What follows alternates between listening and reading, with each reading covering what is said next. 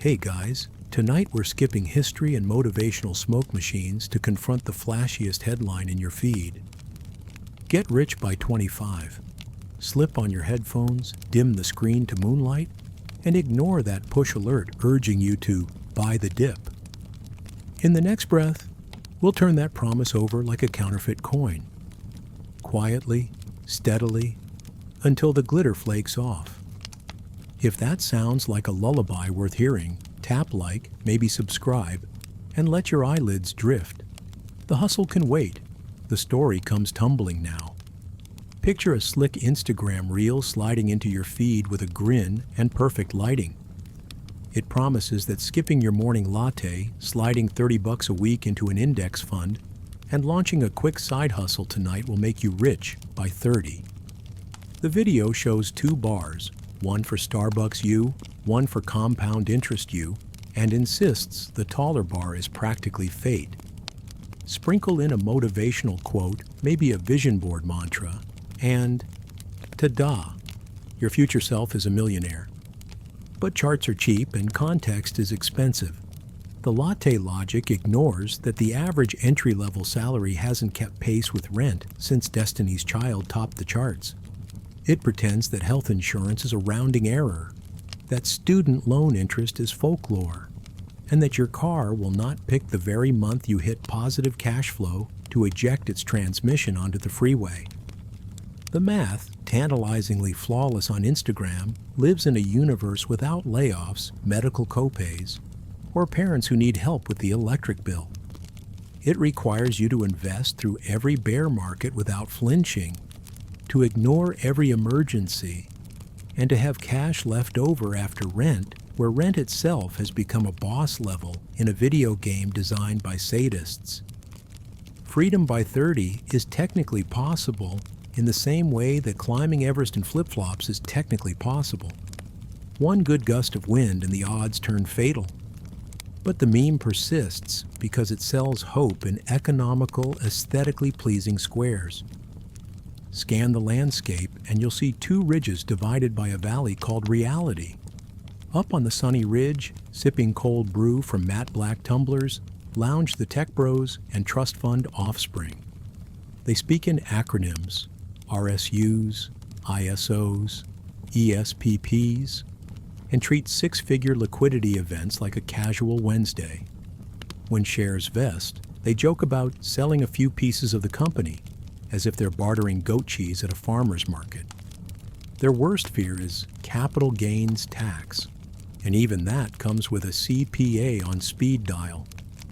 Down in the valley, ankles deep in student loan mud, slog the average graduates.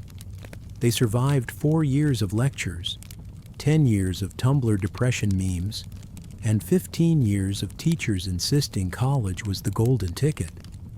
The ticket turned out to be refundable only for store credit. They enter the workforce with a handshake salary that evaporates under rent, phone plan, and healthcare premiums. Their employer offers a 401k match, 3% if they stay long enough to vest, which many won't because corporate restructuring spin like roulette wheels. Between ridge and valley runs a rickety rope bridge called luck. Some cross it on internships that turn into job offers. Others slip because a parent got sick, because a recession arrived early, because the field they majored in got automated by an algorithm named after a friendly woodland creature. The gulf widens each year, but the Instagram filters blur perspective, making both ridges look equally attainable. From a distance, every silhouette resembles success until you zoom in and see the sweat stains. Hope makes gamblers of us all, and nothing whispers hope like a green candlestick on a crypto chart. The average grad, tired of moving decimal points around a checking account, scrolls Reddit and discovers our Wall Street bets. The language is half slang, half prophecy, tendies, YOLO, diamond hands. The tribe worships at the altar of implied volatility, sacrificing tuition refund checks on the chance that Nvidia will leap 10% before Friday. For 3 thrilling weeks, the gamble works. gains are screenshotted. College friends post fire emoji comments. A cousin who works in finance texts LOL nice with a tone that could be admiration or early condolences. Then, faster than a caffeine crash, momentum dies. A tweet from a random executive spooks the market. The algos flip sides. Liquidity drains. The paper gains weren't paper, they were vapor. What's left is a margin call at dawn and a feed full of TikToks asking where your confidence went. The scandal is always public because the wins were public. Nobody boasted quietly. Shame trends because the algorithm rewards drama. Yesterday's hero becomes today's cautionary reel. And yet, by tomorrow, someone new will post a Robin Hood screenshot dripping in green and the cycle restarts. Easy money is the Hydra. Slice off one cautionary head and another influencer appears shouting, "Just ape harder." Influencers adore lists. They package complexity into 10-step carousels designed for maximum shareability. The perfect Gen Z path, according to the slides, is straightforward. Get a marketable degree, preferably without debt. Land a job paying 6 figures out of college. Relocate to a low-cost city with cool coffee shops. Save 50% of net income. Invest that in index funds, duplexes, and maybe a little crypto for spice.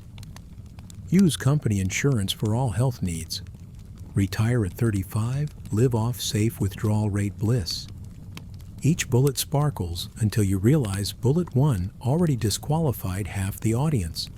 Bullet 2 eliminates another third. By bullet 5, only a statistically irrelevant subset remains. The ones whose parents co-signed an off-campus condo and whose internships led to equity. For the rest, the list becomes a scavenger hunt for miracles. Cheaper rent, lower tuition, employers with benefits better than free LaCroix. The truth? Success is often spaghetti thrown at a wall of broken systems to see what sticks. Some people discover an employer that subsidizes continuing education. Others ride an unexpected industry boom. Many skate by on shared apartments and heroic levels of side gigs. And every so often a windfall appears. Inheritance, IPO, viral TikTok merch line. Skewing averages and fueling the myth that the list must work because it worked for someone. Influencer love bombing, finance performance art. Love bombing once belonged to manipulative lovers, now it belongs to marketing departments. Scroll Instagram and a shirtless guru kneels on a yacht deck, palms open, gaze sincere. "I want you to succeed," he whispers as a drone pans the Dubai skyline. That yacht is rented by the hour. The sincerity costs $250 per take. But the emotions? Real enough for the comments section. Next reel. A 22-year-old in a neon tracksuit walking through a villa. He points at a marble countertop. "This is where I make my morning smoothie." He never mentions it's an Airbnb booked for a collaboration shoot. Between shots, he coordinates with 3 videographers editing content so that by the time the sun sets, the funnel's top is full of leads. The performance art goes deeper. Declarations like, "I retired my mom at 21," play over B-roll of a teary hug. Missed the part where his mother still answers customer service emails for his dropshipping brand. Viewers feel warmth. They double tap. The algorithm smiles. The guru's CPM spikes. The love bombing works because it understands loneliness. Digital audiences crave connection. The guru provides attention in exchange for trust. Trust leads to sales. Sales fund more rented Ferraris. Rinse, repeat, re-upload. In medieval Europe, a knight might pin his lady's ribbon to his helmet, a silent pledge understood by the observant. In 2025, an influencer pins a free 30-page budget template to his bio. Same tactic, different fabric. You click. A landing page greets you with pastel gradients and a countdown timer that resets every hour because urgency is evergreen. You enter your email. Congratulations, you have accepted the token. Within minutes, your inbox blooms with an onboarding sequence engineered like a romance novel. Day 1, gratitude. Day 2, vulnerability. I was $60,000 in debt. Day 3, inside joke. Remember that latte? Day 4, the big reveal. Doors to the signature course are now open. By then, you feel seen. The template helped you color code expenses. The emails called you wealth builder instead of customer. Your name merges with MailChimp merge tags, but it feels personal, which is precisely the point. Tokens aren't meant to communicate. They're meant to bind. And if you hesitate, another email reminds you the bonus module, teaching tax hacks the IRS hates, vanishes at midnight. Midnight where? Doesn't matter. Somewhere on Earth, it's always almost midnight. Chaperones once peeked from behind curtains. Now they peek from behind code. Every like, pause, and replay updates a probability matrix about your wallet. Pause on a Lambo for 2 seconds, and your For You page morphs into dealership porn. Save a budgeting tip, and the app tests whether you'll swallow fire content, credit repair ads, or both. Credit bureaus extend the surveillance. Your score pulses monthly, a public scarlet letter for late payments. Insurance companies scrape the data, job recruiters eyeball it, landlords wield it like a mace. Meanwhile, algorithms heap moral judgments. Spending on fast food is bad, investing is good, but context is absent. A single mother ordering pizza after double shifts is labeled irresponsible. A startup bro buying whiskey flights counts as networking. The new confession booth is your screen, and the priest is machine learning. Absolution arrives as targeted ads for 0% APR cards. Sin again, and the interest spikes. The doctrine is opaque, the punishment automatic, and redemption perpetually one refinance away. Substack began as a utopian vision, writers owning their audiences, readers funding quality journalism. Then affiliate programs saw an opening and dove headfirst. Now your inbox resembles a medieval fairground, barkers hawking miracle elixirs, preachers forecasting apocalypse, minstrels selling VIP passes to gated Discord kingdoms. A typical issue opens with a personal anecdote. Last year, while backpacking through the Faroe Islands, I realized fiat currency is a lie.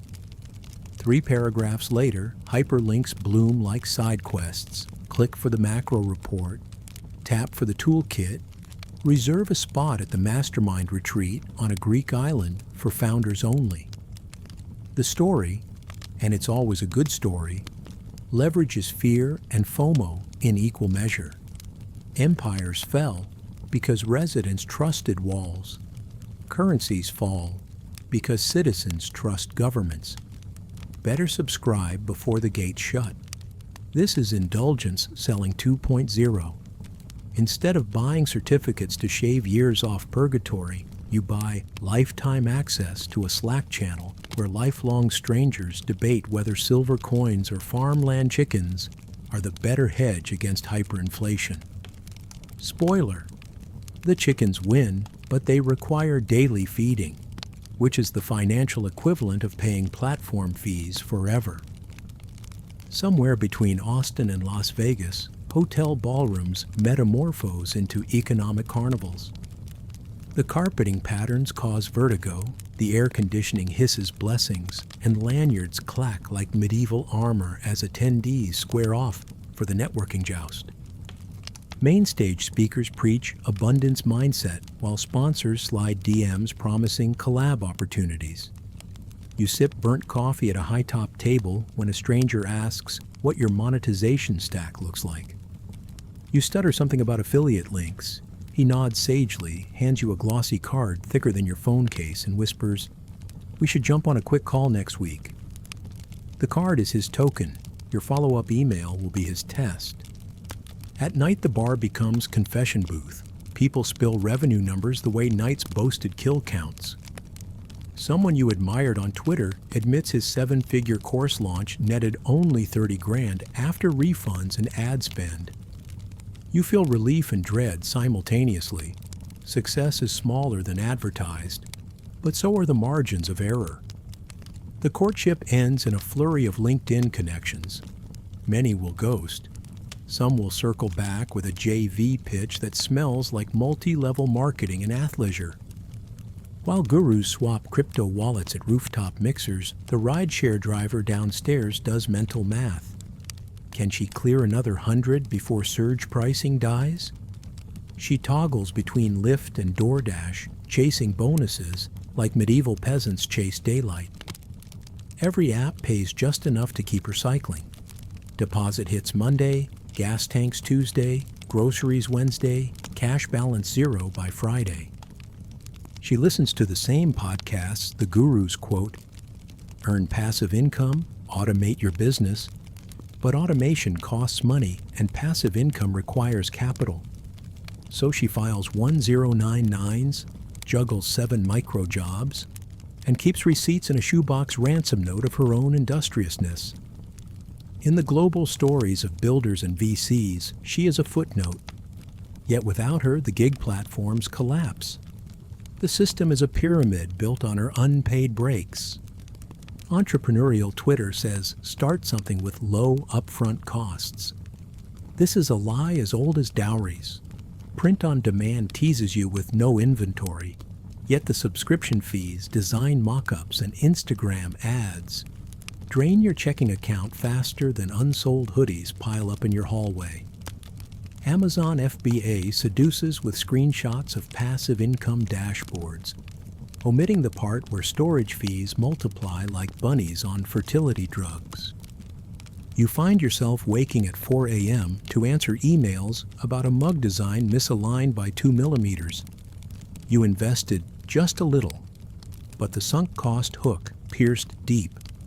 Like medieval spouses promised at birth, you are bound until death, or until your LLC dissolves under annual filing fees. Every bubble needs its Icarus. The influencer who soared too close to the sponsored sun eventually leaves receipts. A follower reverse image searches the yacht. Turns out it's available on BoatSetter for $600 an hour. Reddit sleuths discover Photoshop artifacts around stripe balances. A disgruntled course customer leaks the curriculum. 30 minutes of fluff, 5 Canva slides, 0 refunds. Twitter ignites. Apology video stream, ring lights reflecting in teary eyes.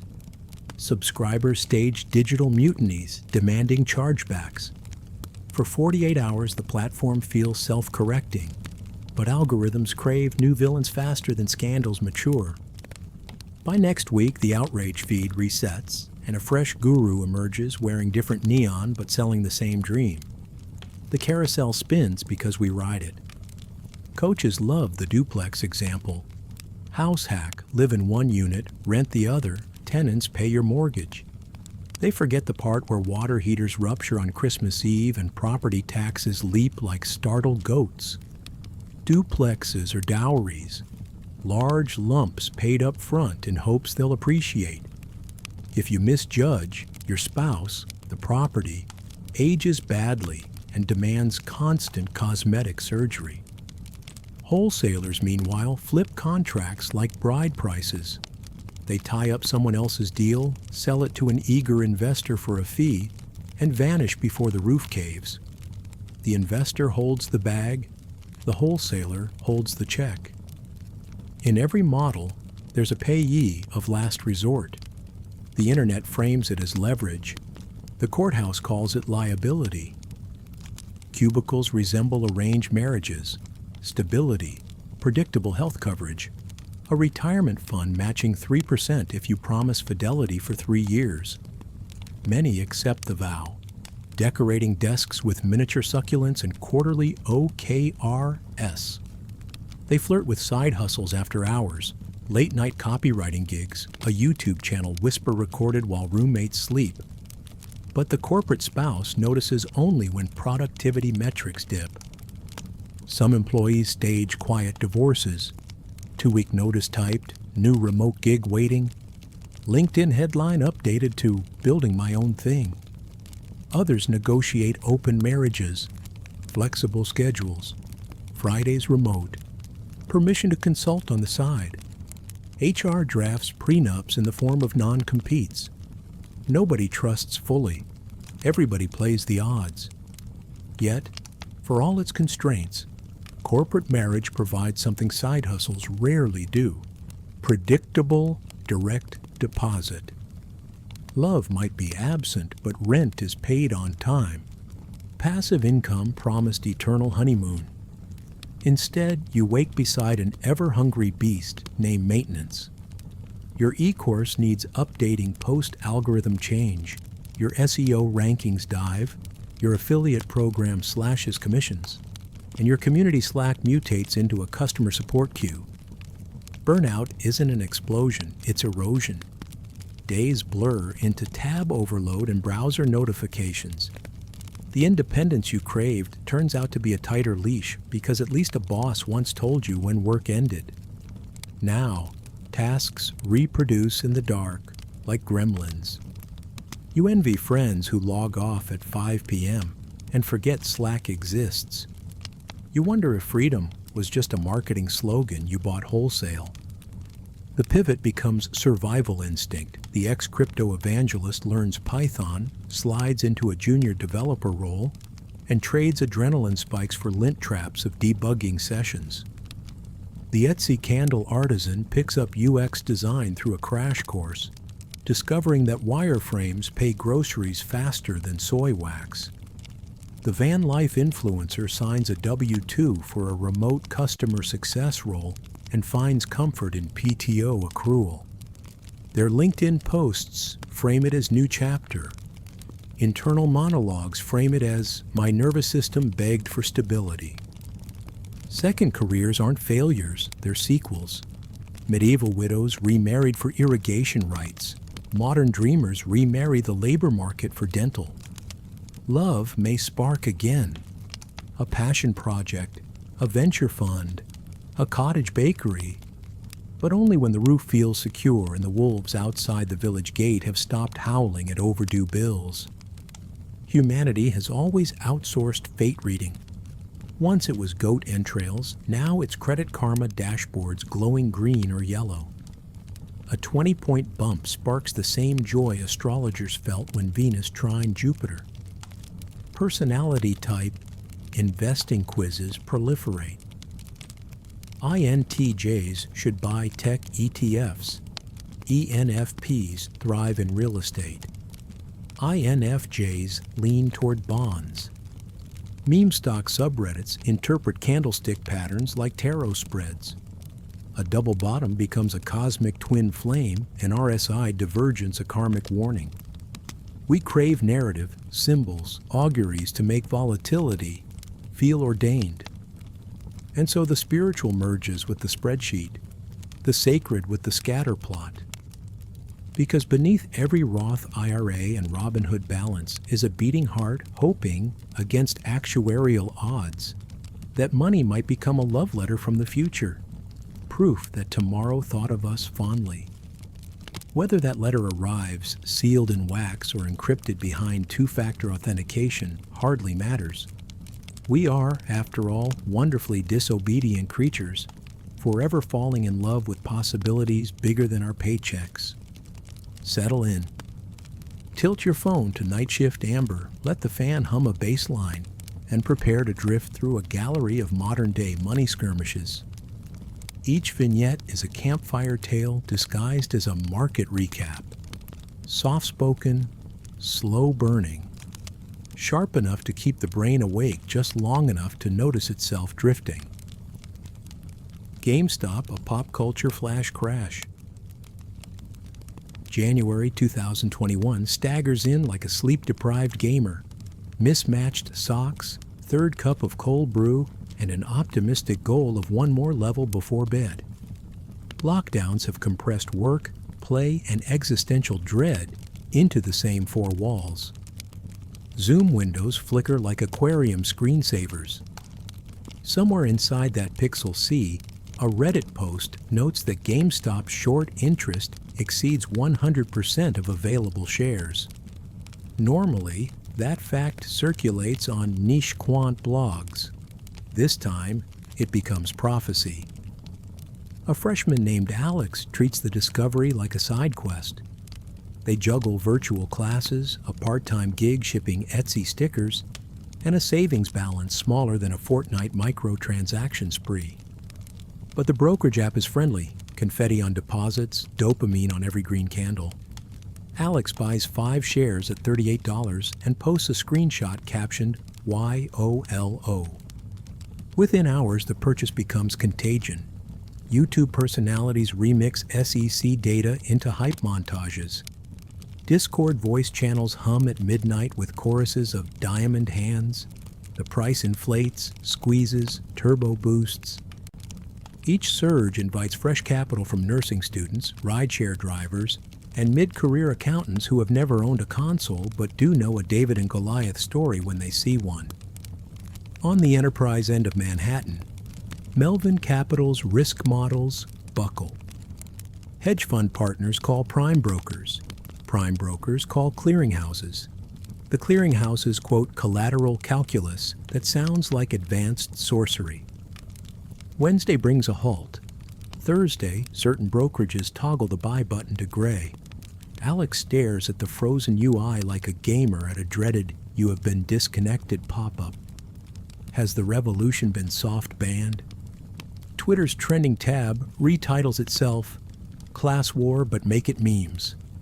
Congressional aides bookmark subreddits. The White House press secretary stutters through a Q&A sprinkled with rocket emojis. By the following week, liquidity evaporates faster than the novelty. GameStop retraces, hedge funds patch wounds, regulators schedule hearings. Alex sells for a 22% gain. Textbook money, streaming service money, survival money. It feels both monumental and minor. Weeks later, an HBO documentary boosts watch time by splicing Alex's TikTok into a rapid-fire montage. Alex's reflection on the experience. It felt like we aimed a laser pointer at a skyscraper and watched the windows crack. On message boards, new posts wonder aloud whether AMC, BlackBerry, or some obscure biotech penny stock might be the next lightning rod. Each thread ends not with conclusions, but with lullabies of "hold the line" and "we like the stock." And somewhere deep in the basement of a prime broker's risk office, an analyst enters a new parameter: potential meme momentum. Exhale slowly. Let the price chart dissolve like foam. Markets resume at 9:30 a.m., whether or not you've slept. Kimber appears in your Instagram feed as if the algorithm sensed late-night anxiety. Her reel opens with city skyline twinkle lights, a gentle lo-fi beat, and the hook. Ready to fire your boss by Christmas? Register for my free masterclass. Your thumb hovers. The video restarts automatically. You swipe up and land on an opt-in page that swaps urgency for warmth. Seats are limited to keep the vibe intimate. You type your email, knowing full well it will multiply like rabbits across SaaS dashboards. Hope is worth spam. The Zoom room launches with 3,000 muted participants. Kimber's tone caresses each slide. She recounts quitting corporate sales, scaling an e-commerce side hustle, and discovering fully passive affiliate funnels. Testimonials parade across the screen. Young couples photographing themselves in Airbnbs, retirees in hammocks, a single mom giggling beside a MacBook open to a striped dashboard. You consider whether that much joy might be photoshopped, but dismiss the thought. It feels rude inside this virtual sanctuary. Halfway through, Kimber announces the founder's tier, $97 monthly. Cancel any time, though you'll never want to. Early birds unlock the VIP Discord, recorded workshops, and downloadable contract templates. You hesitate long enough for the scarcity timer to tick from 9 a.m. to 7:45 a.m. Panic purchases the plan. Week 1 delivers dopamine, modules on niching, email tripwires, brand archetypes. You scribble notes like a caffeine-addled scribe. Week 2 adds live Q&A sessions where Kimber answers chosen questions in a voice so soothing it could melt parking tickets. Week 3 drops the first rebill, $149, labeled Price Harmonization. You search the terms of service. There it is, buried in sans serif footnotes beside the phrase, subject to market realities. Support tickets auto-respond, our team is experiencing high volume. Cancellation requires a 7-step maze culminating in schedule a feedback call.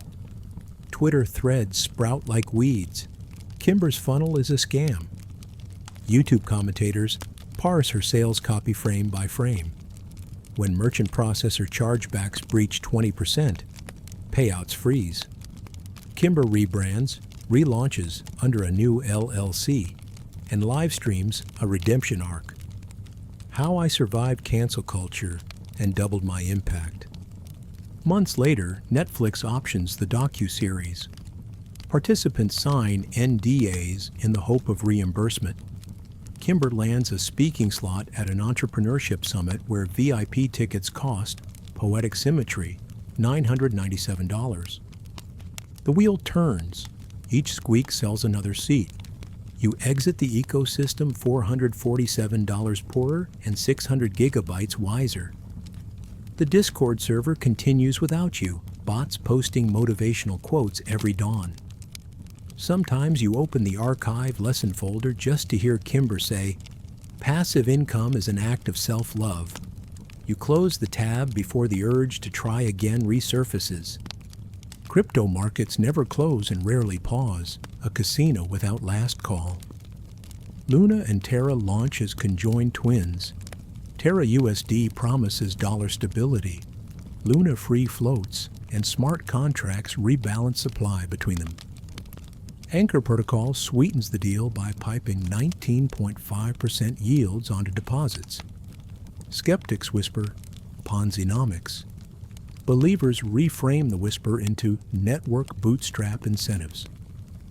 For most of 2021, the peg holds. Terra hovers at $1 like a diligent butler.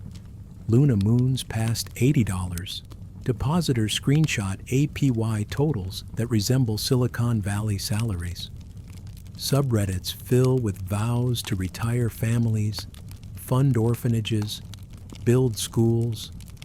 Critics are told they have fun staying poor.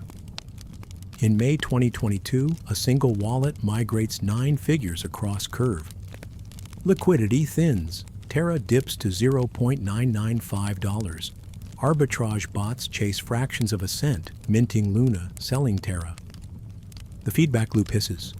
Price disconnect widens. By midnight, Terra is 50 cents. Telegram groups erupt with anxiety. By dawn, it's a dime. Anchor yields vanish. Dashboards 404. Duquan tweets, deploying more capital. Steady lads. The tweet ages in minutes. Watch lists turn therapy rooms. A father in Manila confesses on Reddit that his daughter's tuition was parked in Anchor. A freelancer in Lisbon refreshes a wallet that now buys half a latte. Venture funds weigh reputational contagion. Disclaim, distance, or double down. Regulators who once feared innovation more than risk now label algorithmic stables as systemic threats. A sliver of traders' profits. They short similar schemes, buy put options on copy-paste forks, and code on-chain monitors to flag liquidity imbalances in real time. Their gains are Pyrrhic victories, screens glowing green against a backdrop of scorched trust. Luna's blockchain halts, restarts, forks, rebrands. Terra Classic descends to meme coin purgatory. Duquan appears on a high-production podcast.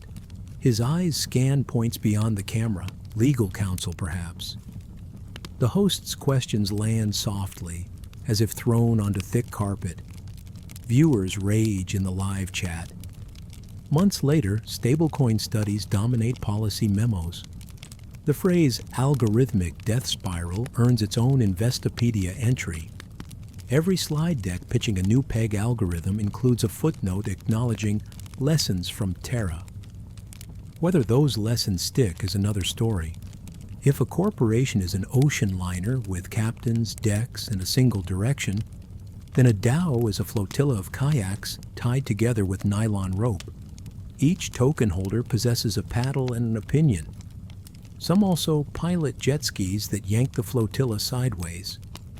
Your entry arrives via Telegram invite at 2 a.m. GM. Want to build a crypto coffee brand collective? The onboarding flow feels designed by puzzle room enthusiasts. Sign a wallet message, mint a badge, verify emoji, then click the coffee cup reaction to open number sign governance. Inside, time zones blur. A Dutch designer pushes brand guidelines at 4 a.m. London. A Chicago marketer proposes retail shelf space. A developer in Lagos codes yield farming incentives that pay customers to tweet foam art photos. Voting ends Thursday. You read the proposal in bed, brightness dimmed to preserve melatonin. Token whales with 7-figure stakes quip in parentheses and tip the quorum within hours. Funds disperse before you finish weighing pros and cons. The multi-sig transaction posts an Etherscan link. Treasury shrinks by 3%. Someone airdrops JPEG avatars to celebrate. Confetti emoji rain. You're not sure if the coffee exists yet. Weeks later, a hack drains the liquidity pool. The governance channel erupts. Blame, memes, blame cloaked as memes. A fork spins off. Dissenters migrate. Each side claims to uphold the original mission. Both treasuries shrink and fundraising starts anew. You stay, partly for sunk cost, partly because the chat now feels like a late-night radio frequency tuned to community. Sociologists will someday analyze DOs as digital tribes. Rapid coordination, fragile cohesion, unstoppable optimism. For now, they are simply stories in real time, typed by sleep-deprived idealists chasing decentralization dreams on 10-second block intervals. Finance once consigned women to footnotes, not anymore. Kathy Wood materializes on Bloomberg in a studio headset, projecting the calm gravity of an orchestra conductor. Her slides display S-curves so steep they echo skateboard ramps. Detractors call her a zealot. Loyalists call her Aunt Kathy and buy the dip with devotional fervor.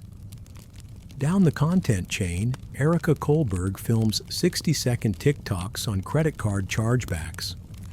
Her voice is measured, her lighting cinematic, her captions timed to the nanosecond for algorithmic delight. When her follower count tops 10 million, Card Network spokespeople start echoing her talking points. At 2 a.m. in an undisclosed apartment at Footnote Ferry dissects SPAC filings. Her threads read like bedtime stories for accountants. Comforting cadence, devastating punchlines. Within 6 months, 2 tickers she flagged are halted for investigation. She declines interviews, citing stage fright. Her follower count eclipses some television anchors. Between these queens flows a river of lesser-known voices. Maria, the blockchain UX reviewer who charges by the flaw.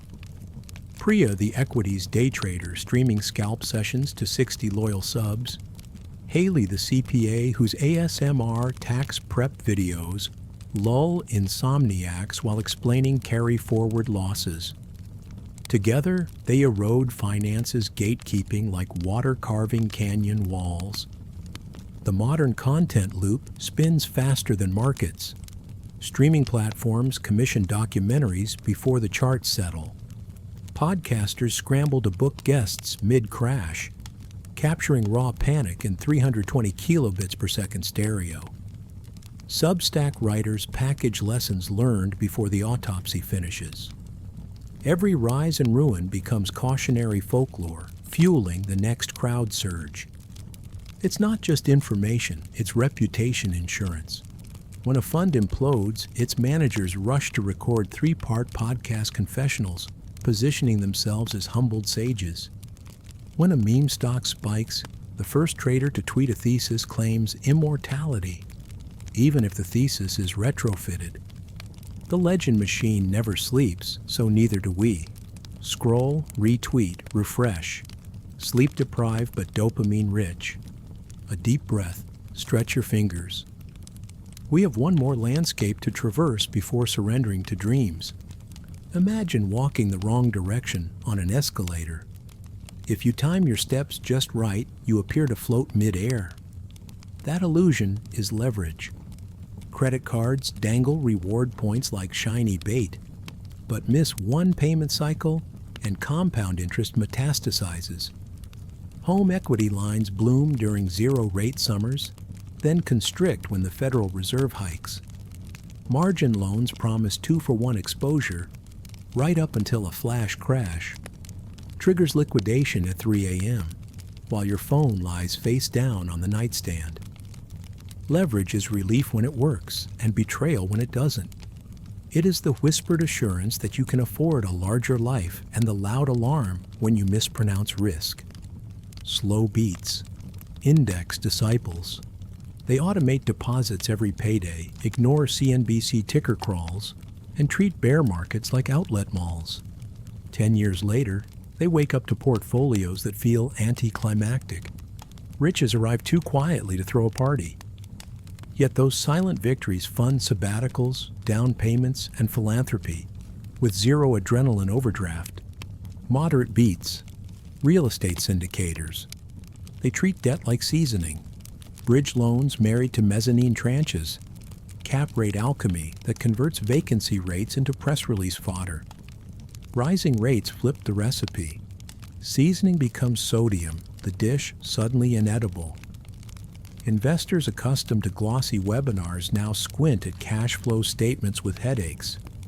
Fast beats, high-frequency traders. They purchase microwave towers precisely curved with Earth's horizon. 4 microseconds shaved from round-trip latency can morph a Tuesday into bonus season. One rogue patch can erase a fiscal year before you finish a yawn. Their offices look like NASA command centers married to esports arenas. Floor-to-ceiling LEDs glow aqua, violet, red, the color of volatility. Market makers frame themselves as liquidity missionaries. They absorb buy orders, spit back sell orders, and shave pennies from each matched pair. Critics depict them as highwaymen who front-run convoys. Both metaphors contain truth. Liquidity is a public good, capturing spread is a private profit. The dance is centuries old. In medieval markets, grain speculators hoarded wheat in warehouses. Today, quants hoard latency. If medieval bards wandered taverns, modern bards wander RSS feeds. Planet Money converts repo agreements into bedtime folklore. Ramit Sethi trains callers to convert guilt into spending plans. Odd Lots dives so deep into shipping container futures, listeners forget they started the episode folding laundry. Podcasts offer intimacy, a voice whispering next to your eardrum while your eyes stare at ceiling texture. Tori Dunlap choreographs salary negotiation dances on TikTok, then interviews senators on her own podcast. Chelsea Fagan translates budget spreadsheets into diary entries. On crypto Twitter, engineers like Gloria Zhao debug Bitcoin Core while fielding troll bots. Their threads document vulnerabilities in terms patient enough to teach and sharp enough to shame. Each thread leaves a breadcrumb trail for women who grew up hearing that talking money was tacky. Spirituality of Wealth, approximately 360 words. Prosperity gospel pastors broadcast sermons titled First Fruits ROI, overlaying scripture with bar charts.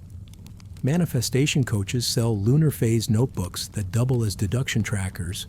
Critics scoff, buyers click, money circulates. A friend invites you to a cash-burning ritual on Zoom. Write self-limiting beliefs on sticky notes, place them in a ceramic bowl, light a candle, release scarcity. You join, partly curious, partly restless. Zero-commission brokers turned every phone into a trading desk. Meme rallies can now add billions to a microcap before lunch. ETF issuers respond by slicing themes thinner than deli meat.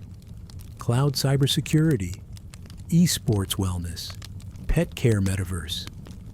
Each ETF spawns inverse cousins, 2 times cousins, options enhanced cousins, one big nerdy family reunion of basis points and tracking error. Order flow data funnels to market makers who arbitrage retail impatience at machine speed. Regulators attempt patches. The SEC launches a TikTok channel explaining insider trading arrests with meme stock footage. The CFTC hosts Discord AMAs where teens lob pineapple emojis at commissioners who answer in GIFs. Rulemaking feels like patching a spaceship mid-re-entry, but patch they must. Some evenings, headlines feel like cliffhangers. Other nights, they are merely white noise behind the soft crackle of your digital fireplace. Tonight, let markets shrink to matchbox scale. Picture your future net worth not as a stopwatch, but a distant horizon melting into twilight. Numbers can whirl without you. They have for centuries. Brokers will invent new fees. Influencers will invent new myths. Regulators will invent new footnotes. Your assignment, under the blanket's gentle weight, is to remain profoundly human while the numbers dance. Close your laptop. Let the final ticker fade. The market can operate without you for 8 hours. It often does better when you're not watching. Sleep. Reclaim the only asset no chart can quantify. An untraded peace of mind. We start with fluorescent hallways that smell faintly of pencil shavings and antiseptic foam. 8th grade you is rehearsing a civics presentation when the ticker in the library corner bursts into a digital firestorm. Lehman Brothers logo flickers, then vanishes like a tab you meant to close. Teachers hush, parents fumble for calm, and your classmate's dad drives home with a cardboard box of severance instead of a retirement cake. Economic collapse isn't an explosion for kids. It's ambient noise. The hush at dinner, the tightened grocery list, the foreclosure sign sprouting on the neighbor's lawn like ragweed. You absorb it osmotically. Savings account interest rates sink to mythic beasts, something the elders swear existed once, like phone booths or blockbuster nights. Childhood ends in extra innings of austerity ball games. In the background, the Treasury shovels liquidity into failing banks while Cartoon Network still airs uninterrupted. Bernanke lowers rates, Obama signs stimulus. But what you remember is Pizza Hut shrinking the toppings, diameter by half, a pepperoni. Brand trust dies quietly in the cardboard grease. Your parents talk about lost 401ks with the hush reserved for medical diagnoses. On YouTube, early frugal living channels bloom. They showcase coupon binders, envelope cash systems, and jar-by-jar debt snowballs. You watch between Call of Duty matches, entranced by the language of scarcity, emergency fund, sinking fund, amortization. It's your first taste of personal finance garnished with recession panic. The flavor lingers. Across the Pacific, Chinese exporters feel the chill. Containers idle in Long Beach, truckers run half loads, diners close at 9. The ripple of a mortgage-backed stone circles the globe. By freshman year, you can pronounce quantitative easing before you can drive stick shift. The family TV glows with bailout hearings. Executives swear contrition in $3,000 suits. Senators practice righteous fury. You're too young to vote, but you're old enough to resent bonuses you'll never see. The market claws upward. Silicon Valley raises its champagne flutes. You raise a FAFSA pen. College is still marketed as escalator, but the steps are greased with compounding interest. Tuition leaps each semester like a clicker in The Last of Us. Unstoppable, gnashing. Loan documents arrive via DocuSign with chipper fonts. Meanwhile, an avalanche of apps promises budget salvation. Mint emails Monday shame. Your spending is up 37%. Acorns asks for spare change like a digital sidewalk busker. Digit siphons bills invisibly, hides them in a sub-account, then berates you for noticing. Scholarship essays preach overcoming adversity, but nobody funds ongoing adversity. The slow bleed of $6 latte logic and $600 biology textbook surprises. Macro indicators flash recovery, recovery, recovery. It feels like someone else's party. You're just emptying the ashtrays. Phones upgrade yearly. You upgrade obligations. A part-time gig at Target covers exactly 1/10 of the knowledge economy entry fee. Still, you hustle. You stack lanyards, clubs, internships, everything except rest. An older cousin says, network or die. You believe him. Amazon swallows entire retail categories while FedEx trucks multiply like rabbits. Prime 2-day turns to Prime, same day turns to Prime yesterday if Bezos has his way. Convenience climbs, wages stall, attention spans fracture into swipeable bites. Then Satoshi's prophecy raids your Twitter feed. Bitcoin, once an obscure hacker token, screams past $10,000. You haven't even paid intro to Stats tuition yet, but strangers on Reddit swear they've retired to Bali off altcoin arbitrage. Coinbase onboarding takes 5 minutes. Due diligence takes 0. Tech VC money fountains erupt. SoftBank's Vision Fund sprays billions like Club Champagne. Founders scribble, "We're the Uber for," on napkins and leave with term sheets. Everyone prints hoodies and rides electric scooters to $18 poke bowls. Sun's checkbook turns pre-revenue fantasies into unicorn valuations. Down-round consequences are future you's headache. Simultaneously, the creator economy acquires its first glamour capital. Los Angeles landlords convert McMansions into ring-lit collab houses. 12 teenagers, 1 infinity pool, unlimited content quotas. They call themselves families. They call the algorithm mom. Brand deals bloom, teeth whitening kits, mattress unboxings, wellness powders of dubious provenance. Anxiety becomes aesthetic. Self-care candles line shelves while rise and grind quotes frame every hustle Instagram. You juggle direct messages, finals, and Shopify dropshipping tutorials. Everything is monetizable, including insomnia. By senior year, you can't discern friend from follower. Every excited "let's catch up" comes with a Calendly link and a sales deck. You begin dreaming in influencer disclaimers, not financial advice. Past results do not guarantee future yields. Cue the crunchy violin of disaster. Flights ground, subreddits surge, and epidemiologists replace sportscasters. In March, S&P futures fall through 5 circuit breakers like trapdoors on a carnival ride. Amid ventilator shortages, the Treasury opens a digital helicopter bay. Stimulus arrives like loot crate seasonals, $1 200, then $600, then $1 400. Quarantine boredom meets zero commission trading. It's Chekhov's stimulus. Within Robinhood, confetti cannons replace ring dings. You buy airline puts, airline calls, then airline sweatshirts when the merch outperforms the equity. Penny stock TikTokers promise 100 times moon missions. Some hit, most ghost. At 8 p.m., neighborhoods bang pots to salute nurses. At 9, they live-stream day trading loss porn. Risk tolerance spikes when tomorrow's schedule is legally blank. By January 2021, you are a veteran of limit up, limit down. Our Wall Street Bets evolves from nihilistic casino to populist brigade. GameStop's ticker morphs into guillotine iconography. CNBC commentators play whack-a-mole with Zoomers quoting The Big Short. Melvin Capital, archetype of institutional smugness, melts in daylight. Referral links to public and Webble bloom like dandelions. Congress holds Zoom hearings that freeze mid-syllable.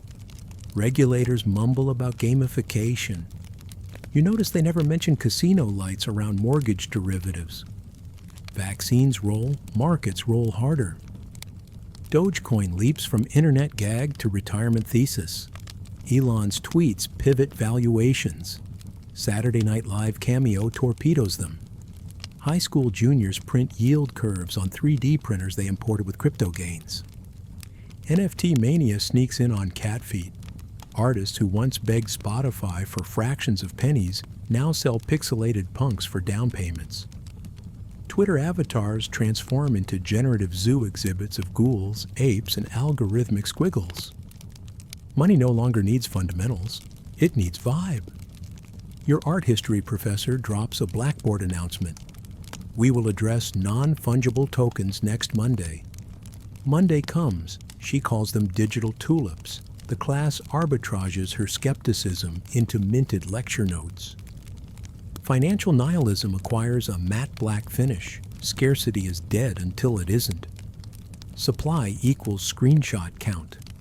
Undergrads launch DAO-funded galleries in Decentraland.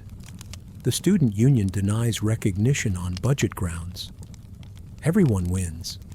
Until gas fees eclipse tuition. Inflation prints 4-decade highs. Powell raises rates like a DJ scratching vinyl. Violent, abrupt.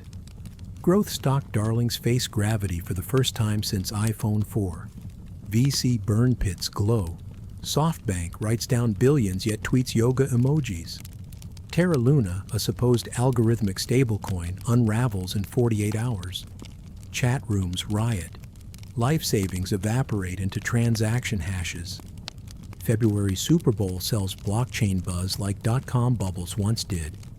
FTX buys arena naming rights, pumps credibility via Tom Brady. Cameo by Larry David spoofing human history. The crowd applauds. 10 months later, FTX collapses overnight. Chapter 11 by dawn. Traders queue withdrawals like Titanic passengers for lifeboats. Effective altruism slides into effective incarceration. Gen Z notes the irony. Decentralization crusaders stored life-changing sums on a centralized exchange based in the Bahamas. Lesson: not your keys, not your cheese. Yields vanish. KPI dashboards bleed red. Seed investors whisper default alive.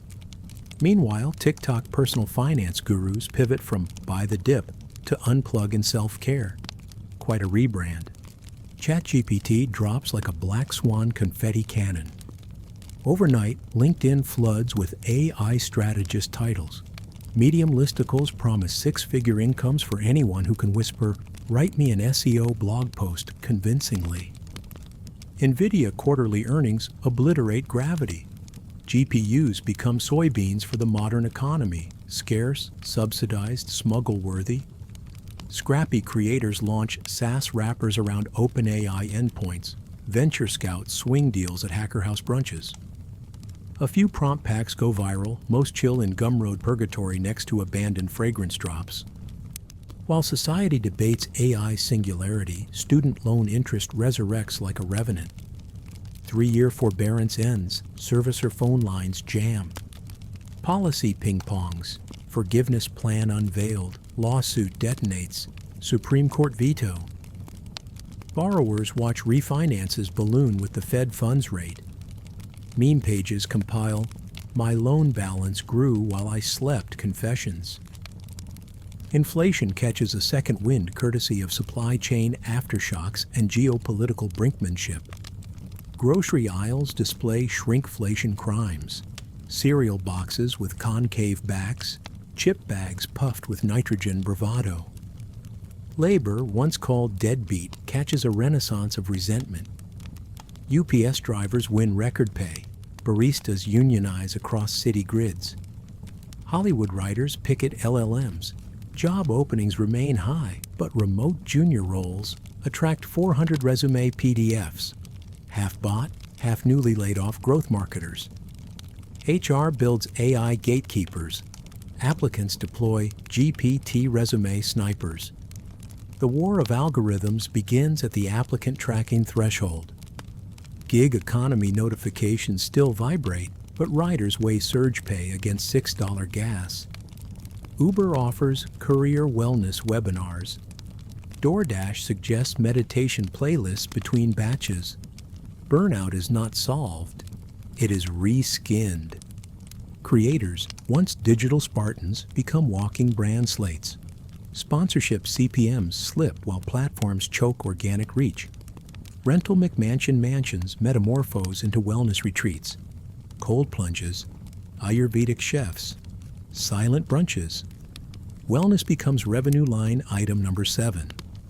Blackstone raises a $50 billion war chest, buys cul-de-sacs by the dozen, standardizes rent to the penny, outsources maintenance to call centers in 3 time zones.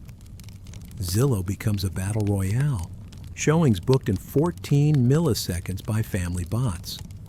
Airbnb hosts optimize occupancy, convert long-term rentals into weekend suites. Local communities rebel, voting for 90-day caps, licensing hoops, and tax surcharges. Meanwhile, eviction filings spike. Journalists overlay map layers showing investor clusters. Millennial parents whisper starter home to toddlers while scanning multifamily listings they plan to co-buy with 2 other couples. Friends' apartment fantasies replaced by Golden Girls retirement pods. You open an ETF, a robo-advisor fills it with indexes. A market maker fills your order by front-running a millisecond. A hedge fund fills its research docket by scraping your Reddit posts. Liquidity and latency become synonyms for robbery and rent. Ken Griffin buys a $238 million penthouse. Retail traders buy fan art depicting him as a vampire squid. Payment for order flow stays legal after SEC comment period 87.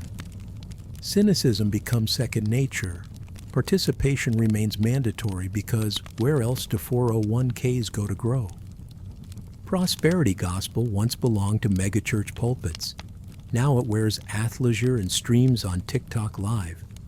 Influencers host money moon ceremonies, burn sage over debit cards, chant affirmations about vibrational bank accounts. Meanwhile, JP Morgan's quarterly report summons more awe than an eclipse. Manifestation journals trend on Etsy, pages pre-printed with, "I am so grateful for my $10,000 daily income." A minority actually hit the goal via Shopify candle shops. The majority replaced the notebook after 3 weeks. Faith sells, so do replacement subscriptions. Aggregate retail order flow sets daily opening tone. Meme surges ripple through VIX futures. Risk desks recalibrate VAR models. BlackRock ETFs homogenize price discovery. The tail wags the dog as passive flows outsize fundamental research. Some call this democratization, others call it opioid finance. Either way, the ticker tape scrolls on. Streaming giants race to greenlight the definitive collapse docuseries. Producers pitch it like Tiger King meets The Big Short. Zoomers binge the dramatization, meme the courtroom sketches, and buy souvenir jerseys for defunct crypto projects on eBay. Twitter threads become oral tradition. Storytellers tweet 37-part sagas explaining how algorithmic stablecoins imploded. Followers screenshot and share on Pinterest. The line between cautionary tale and hype primer blurs. Every disaster spawns a new risk-on tribe. SoftBank writes down multi-billion stakes. Vision Fund slides into tactical retreat. Sequoia sends founders a 52-slide deck titled simply Adapt. Tech Twitter prints it on t-shirts ironically. Seed valuations compress. Due diligence returns like vinyl. Founders conditioned on infinite runway now fire half the team, but keep snack walls for morale. Customer success teams replace growth hackers. PowerPoint slides replaced by unit economics dashboards. A forgotten metric emerges: net income. Hurricanes, fires, floods escalate. Insurers retreat from coastal zip codes. Premiums triple elsewhere. FEMA redraws maps. Mortgage underwriting stalls. The 30-year fixed becomes a comedic relic when your roof may blow off in 5. Property becomes a bet on microclimates. Florida waterfront listings include a line item for storm surge VR walkthrough. Tech startups offer parametric insurance, claim payouts automatically triggered by satellite weather data, but regulators lag. Homeowners self-insure by stockpiling plywood and prayer. Carbon credits, voluntary offsets, ESG, ETFS, each market's virtue at a spread. Greenwashing scandals erupt, yet capital continues to funnel. Oil majors invest in algae startups while expanding drilling in the same breath. Investors pivot language from sustainable to transition ready. Whatever sells. Gen Z toggles through power usage apps, times laundry for low-carbon hours, wonders if any of it matters when the private jet count keeps climbing. Therapy startups explode. Talkspace, BetterHelp, Cerebral clones. Some prove helpful, some leak transcripts. Venture capital funds anxiety, advertises cures, then demands growth curves that re-agitate anxiety.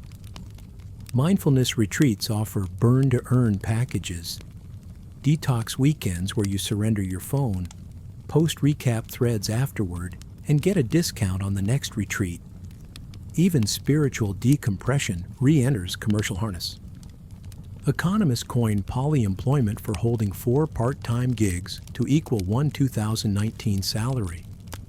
Spreadsheets track micro shifts like macros in a gym routine. Health insurance becomes gig workers' white whale. WebMD plus Reddit becomes the community clinic.